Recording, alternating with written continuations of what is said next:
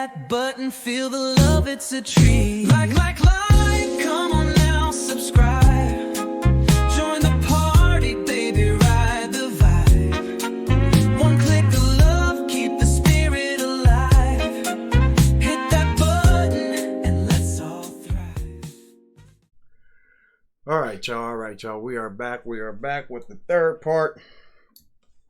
So, even though there really ain't no need to do it, but ladies and gentlemen, Homewood in the building, Road Boy for life, 15208-412 forever. Holla at your boy. Let's get right back into this.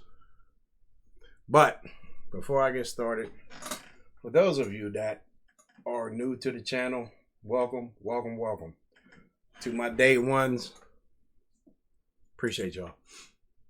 But if you're not up to date or if you have not heard, I just did 3 videos of, this will be the third one right here, of Ohio man in Cincinnati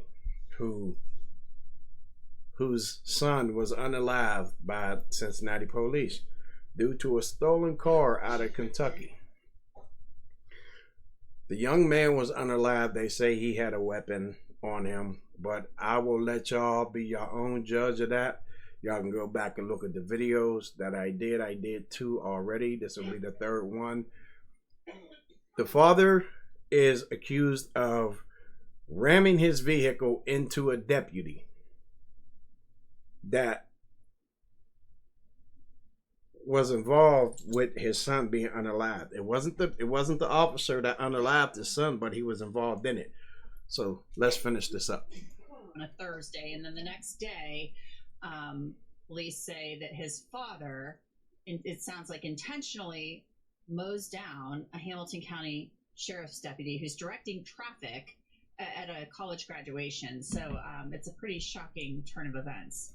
I want y'all to notice, I want y'all to pay attention to how they try and twist things.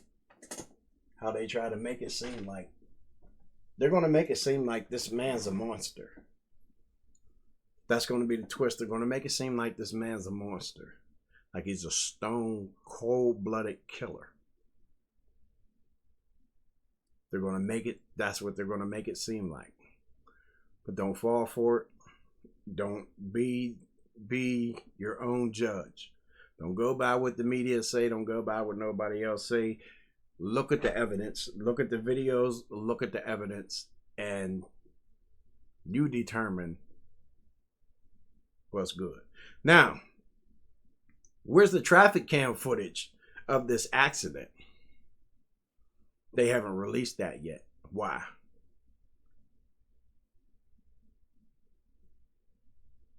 You can release traffic cam footage. You can release that the same day. But being that it involved the unaliving, I'm quite sure they'll take their time to look at it and look at it again and review it again and look at it again and look at it again until they feel as though they need to release it. But let's finish this up, peoples. Yeah, it's been a terrible. Thursday was a tragedy. That an officer had to defend his own life, and then on Friday to have a sheriff's deputy murdered simply directing traffic for a graduation it's unthinkable. I know you put out a pretty strong statement. And I'm not making fun of this dude, but don't he look like dude from Storage Wars? You know, what's his name? Dave? Yep. Don't he look like him? After Larry Henderson passed away from being hit by this vehicle, and you were calling for the prosecutor to pursue the death penalty in this case. So it sounds like you believe that this was no accident. You believe that this was intentional. Tell me what you know about this that leads you to believe that. Absolutely. You know, our traffic unit and our homicide unit work together. And through the course of their investigation, they determined that this absolutely was an intentional act. And yes, I am absolutely standing with, I think, every other law enforcement officer in this county. Here's my thing. Why y'all want to give this man the death penalty? But y'all ain't giving this officer no types of charges. But you want to give this man the death penalty. Now, You say it was intentional, but if you really stop to think about it, this is just a scenario. He's driving. He's already upset because the day before his son just got unalive. He's already upset. He's emotional. He's going through emotional trauma. He's not really in his right frame of mind. So the first thing he does, he's not in his right frame of mind. He's upset. He's angry. His mental capacity is not there. He's not thinking clearly. And he's behind the wheel. And from the pictures, y'all see this man loved this son. You can see that. First officer he see, he's just going for it. It's not that it's you can call it intentional, or you can call it that, and you can't call it that, because he's under emotional distress. He's stressed out. His emotions. He's leading with his emotions. He was probably emotional all day last week. All day. Today is the 7th. This happened. His son got unalived on Thursday. His incident happened on Friday. So that whole day, Thursday, after he got the news, he's going through it. His mind is not there. He's not there. His mind frame is not there. His mind frame is not there at all. At all. He's not even thinking clearly. He probably couldn't even think to tie his shoes. That's how much emotional stress he was under. Nobody can say, oh, well, he should have thought about his choices. The man lost his son. For anybody that's lost a child or a loved one knows that emotional stress is horrible. It's horrible because you blank out from time to time. You're not there. He's not going to be there for a while. Gradually he'll come back to himself piece by piece by piece. We don't know what this man was like before the incident or before his son got unalived. We don't know what this man was like.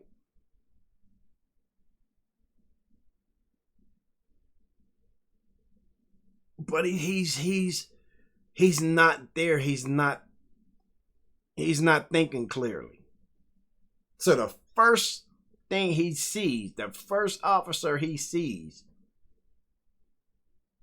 even if it let's flip the scenario, and everybody's gonna say, oh, you bring your race into this, you bring your race into it. Yeah, because it is a racial thing. Sometimes it is a racial thing. Just think, if he was a Caucasian man. If he was a Caucasian man whose son just got unalived last Thursday, he marinated on that all night until Friday he got behind the wheel, and the first officer he sees, boom.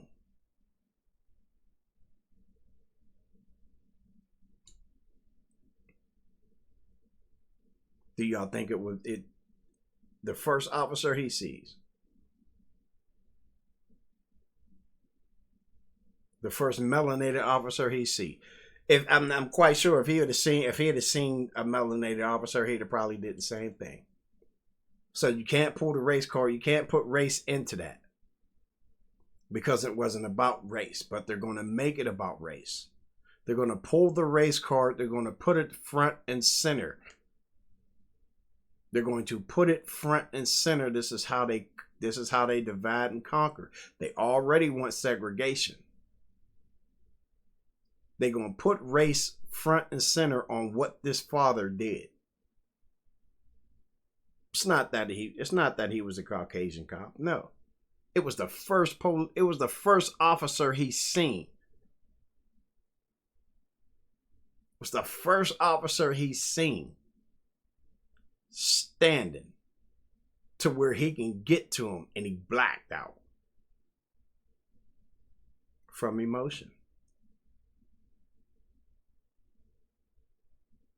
So that's just how I see it. How I would put that in there. I would swing it, but I would look at it from both sides of the coin. How would I feel? What would I do? What would be my mind state? What would be my emotional level at that time?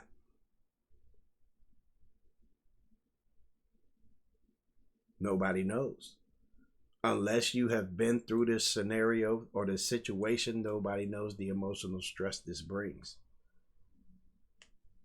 But let's finish this out. That expects the prosecutor to pursue the death penalty in this case. The lawyer for Ryan Hinton's estate, for the son, said that the father, Rodney Hinton, had been in a meeting with Cincinnati police. And for people who maybe aren't aware of this, there's a long-standing collaborative agreement in the city of Cincinnati where, there was a history many, many moons ago, years ago, some police-involved shootings involving young African-American men. The federal government came in. There's this agreement where now Cincinnati police, within 24 hours, if there's an officer-involved shooting, they say, this is what we know. They try to be very open with the public and present what they can about the investigation. And before that happened, apparently, they were having a meeting with the family of Ryan Hinton and showing them. Didn't I tell y'all they was going to bring the race thing into this? Of what happened. And the family of Ryan Hinton, or the lawyers for Ryan Hinton, said the father left that meeting very angry. You heard what she just said. The father left that meeting very angry. Very angry. I said angry. Oh my goodness. I had the Elmer Fudd syndrome right then and there real quick, y'all. But they say the father left the meeting. He was very angry. What do y'all think he was angry about? You want to sit down and have a meeting with this man after one of your officers just unalived his son.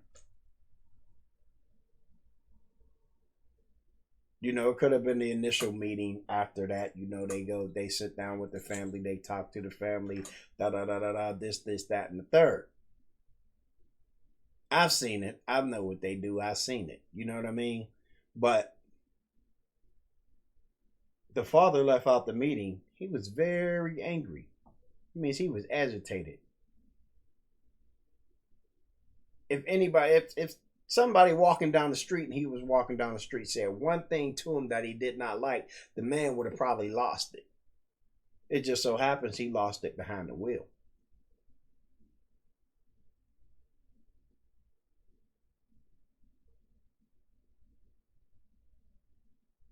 It's nothing new.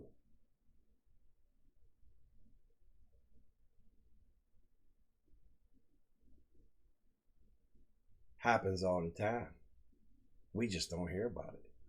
But y'all see this young boy right here. Y'all see this young man right here. He was 18 years old.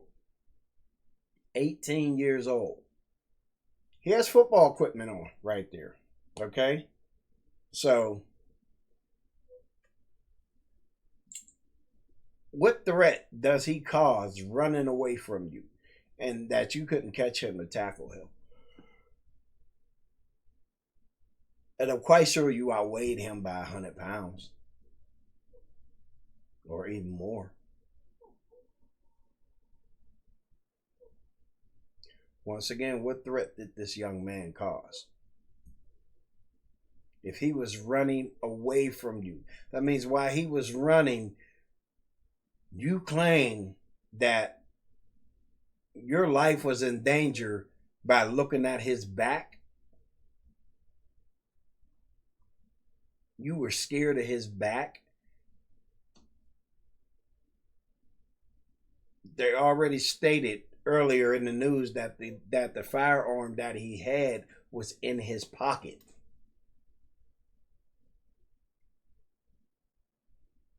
So this young man had time to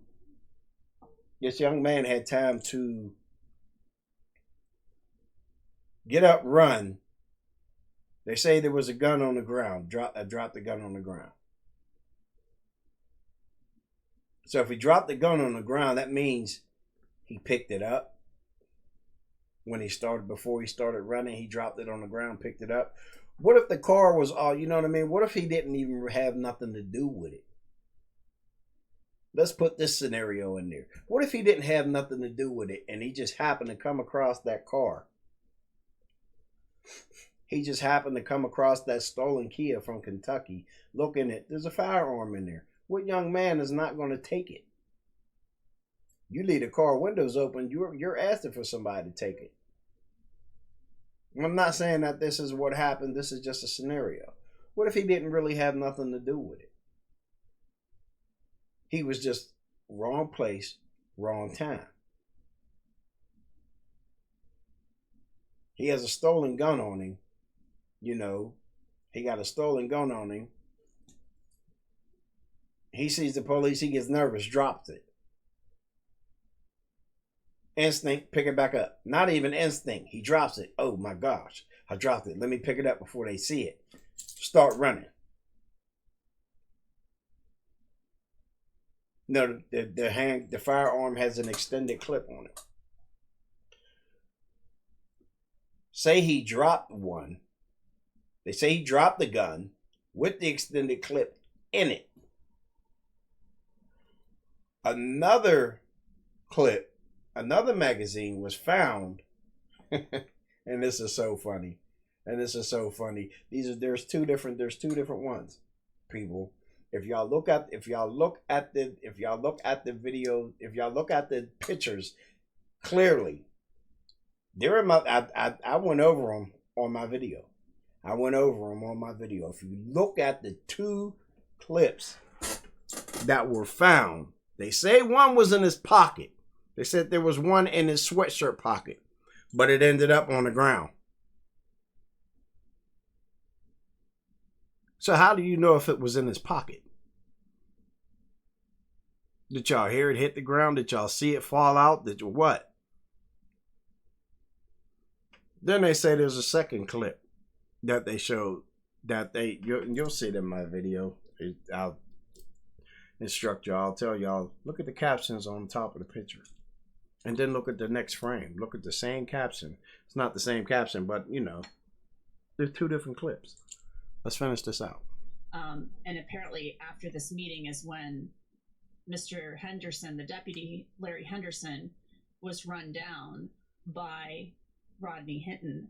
So do you know anything more about what may have happened in that meeting or any of the details about that?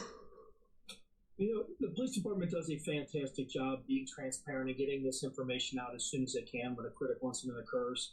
And that also includes meeting with the family. The chief goes over with them, if there's body camera footage of what occurred, how things occurred. And while I understand that, the father was upset, that's absolutely no excuse to go and murder a police officer who had nothing to do with this, to murder anybody. Like I said, I understand emotions were running high. My understanding that there was some kind of confrontation that occurred there. I wasn't there for it.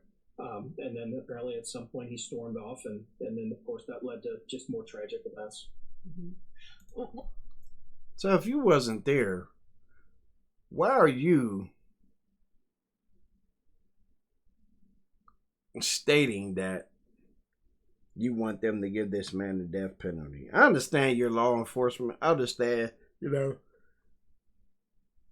it's like a fraternity for y'all. Y'all all stick together, brothers in arms and all the rest of that good goofy shit,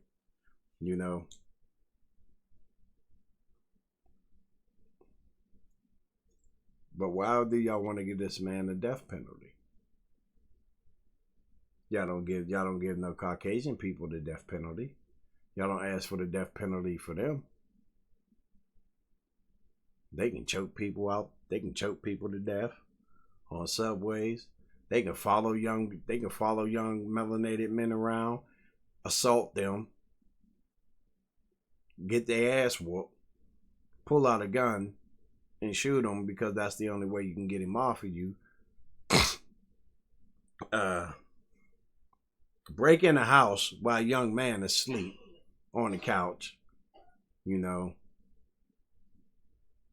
unalive him because y'all startled him out of his sleep with a no knock warrant. Y'all startle him out of his sleep. He's a proud owner of a firearm.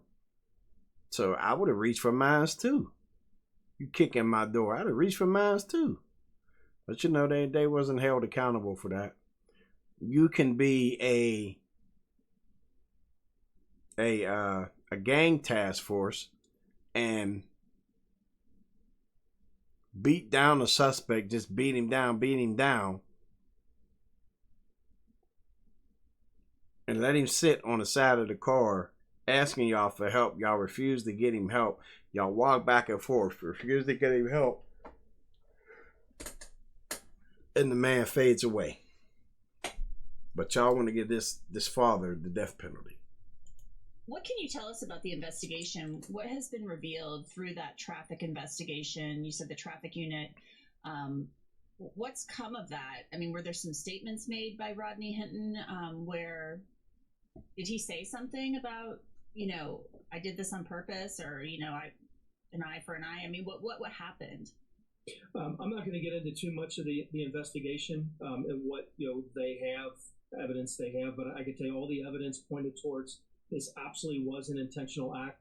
And then that was, in my opinion, only, further proven when at his arraignment Saturday morning, showing absolutely zero remorse whatever for what happened.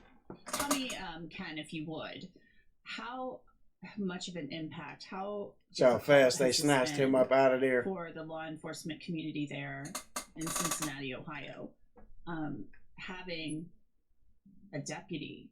I mean, this was a retired deputy working a traffic detail at a college graduation. It was just, and he retired in December, is my understanding. So this is an off-duty detail that he's working, and he's just working the traffic, thing, and he's run down. I mean, what has this been like for the police officers there in the Cincinnati area? Quite honestly, it's terrible. It's infuriating. It's sad. That a deputy who's there directing traffic, running a light for an occasion which should be a fantastic occasion. You got a bunch of University of Cincinnati students that are graduating. Should be a time to celebrate. Instead, it's nothing but a time of tragedy. From the first officer that responded, that had to try to administer CPR. To the deputies that all are on scene, to our traffic unit or homicide unit, everybody that's been involved with this. It's just an absolute, just seeing the evil that society has is something that has been very hard to deal with. And of course, we had the flying pig this weekend. Officers had to go right back to putting a uniform on as they're trying to process what occurred, to go in and protect the public, because that's what we're sworn to do. It's something that it's certainly going to be very, very difficult to get us through this process. Mm-hmm. And it's my understanding, too, that Larry Henderson, I mean, this is somebody who had a wife. And I was reading last night, too, that I believe he was fostering some very young children. Yeah, I mean, just an absolute fantastic person. Here it had comes. A fantastic career in the sheriff's department, and then retired and decided that still wanted to be involved. Excuse me, y'all. Special deputies, their primary function is to work off-duty details where on-duty people aren't available. Just to make some extra money in retirement, to be able to take care of his family further. The kids that he has, and it's just something that is absolutely senseless that never should have happened. Do you expect that the prosecutor, I know you can't speak for the prosecutor, but do you expect that they will? I mean, do you believe that Connie Pillich, the newly elected Hamilton County prosecutor, will seek the death penalty in this case? Well, the statement that she's made already is that she is going to throw the full force of the law to this defendant. And under the full force of the law would mean that she's going to pursue the death penalty. She certainly hasn't made any statements saying that yet, but that is something that myself and every other police officer in this tri-state area expect that is going to happen. Ken, is there anything else you'd like to add? Now, I think it is important to note that through this tragedy, though, the outpouring of support from the community, as you saw, officers worked in the Flying Pig, the Reds were in town this weekend, has been incredible. I know there's been a lot of keyboard warriors that have had threats towards the police and things like that on social media, but when you see people face to face, the good people in this community, the elected leaders that have reached out to give condolences, is something that, at least there's been at least something good that has come out of this. But we fully expect that he will be prosecuted. And like I said, I will be doing everything in my power to make sure that the death penalty is pursued. And I know that you had told me before we started that you knew Larry Henderson just a little bit. You didn't know him well, but you did know him a little bit. Just see him in passing. It's kind of hard when you work in Cincinnati, especially when we work with the sheriff's department and somebody that was involved in as many things as he was. It's kind of hard not to cross paths with a lot of the sheriff's department. They're a fantastic group of guys, and as I was talking to some deputies last night that knew him very, very well, that were really good friends with him. Just the stories that they're telling, it just speaks volumes of the character of him and how well loved he was and how much he's really going to be missed. It's just a tragedy. It's just awful. Well, Ken Kober, thank you so much. Thank you for joining me. Thank you for having me. Someone had started a GoFundMe to raise money for Rodney Hinton's defense. That GoFundMe has been taken down, and GoFundMe has actually issued an apology to the Fraternal Order of Police over that fundraiser. And that why would they take his GoFundMe down?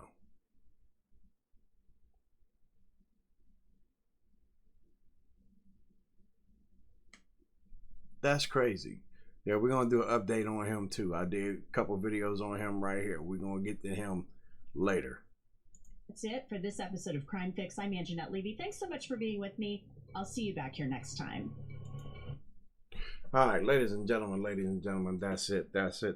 So, if y'all go back and watch all 3 videos I did on this one subject, on this one particular matter, feel free to drop a comment.